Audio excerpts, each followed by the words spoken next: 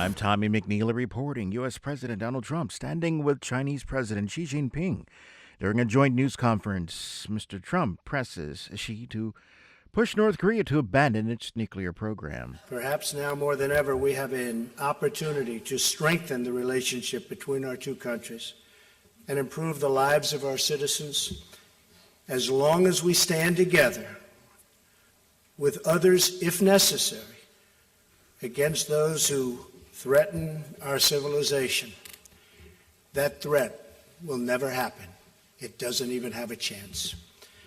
Mr. Trump arrived in Beijing Wednesday, his first visit as president to China, North Korea's closest ally. He is expected to call on China to expel North Korean workers from the country and otherwise eliminate some of its other dealings with Pyongyang, and the talks between the two also deal with trade. President Trump suffered the sharpest political setback of his presidency Tuesday when Democrats swept two easy victories in governor's races in the states of Virginia and New Jersey. Democrats were ecstatic over the turnout that could have major implications for next year's congressional midterm elections, when all 435 House seats and one-third of the Senate will be on the ballot. Democrats are pointing to exit polls in both Virginia and New Jersey that show that anger at Mr. Trump was a major factor in stimulating Democrats to the polls. President Trump's administration has announced it is implementing changes that will channel economic activities from Cuba's military intelligence and security services and impose travel and business limitations on Americans who interact with Cubans. The new rules take effect Thursday and are a partial rollback of U.S. President Obama's restoration. This is VOA News. Philippine President Rodrigo Duterte said he planned on asking Beijing during this week's Asia-Pacific Economic Cooperation what its intentions are in the South China Sea. Duterte said it was time to ask Beijing what its intentions are for the South China Sea and if Southeast Asian countries are allowed to freely navigate the disputed strategic waterway. But why raise this issue now?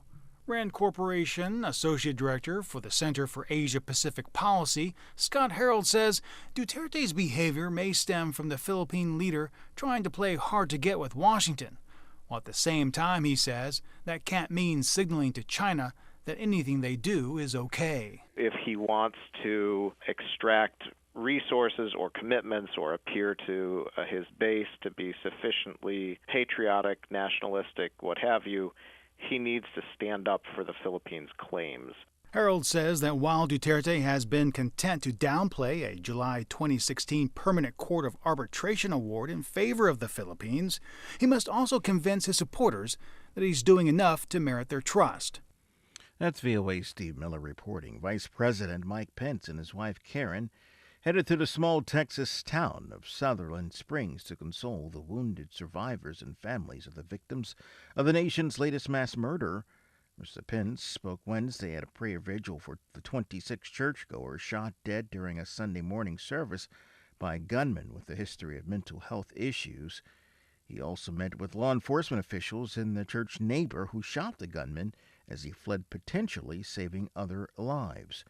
The killings have again raised questions about the need for stricter gun laws in a state with a large gun-owning population. U.S. Senate Foreign Relations Committee Chairman Bob Corker announced he will hold a hearing next week on the president's authority to use nuclear weapons. Corker said the hearing is part of the Senate's examination of the authority and process for using U.S. nuclear weapons. He said Congress has not revisited the issue since 1976, and the discussion is long overdue. The U.S. State Department is ending the Central American Minors, or CAM, refugee program established to stem the flood of children attempting to enter into the United States from El Salvador, Guatemala, and Honduras. The program, established in 2014 by the Obama administration, allowed certain parents lawfully residing in the U.S. to request a refugee resettlement interview for their children and eligible family members, but the Trump administration said it would end the program as part of its overall review of refugee admissions. I'm Tom McNeil in Washington. That's the latest world news from VOA.